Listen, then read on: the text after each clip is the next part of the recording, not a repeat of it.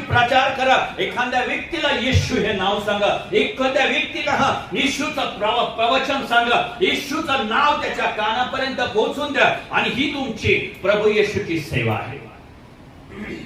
Hallelujah. आणि ज्यावेळेस तुम्ही प्रभू येशूची सेवा करता, बायबल सांगतं की तो तुम्हाला बरकत द्यायला सुरुवात करतो.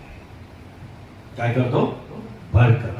आणि बरकत कुठून येते? बरकत कुठं पूर्वी करून नाही, बरकत कुठं पश्चिमी करून नाही, बरकत कुठं अरण्यातून नाही, तर बरकत येशू करून येते. हालेलुया. तुम्ही जे काही पगार कमावता, तुम्ही जे काही कमावता, त्याच्यामध्ये बरकतीचा हात अनुवाद 28 प्रमाणे तो म्हणतो की मी तुला बरकत देईन.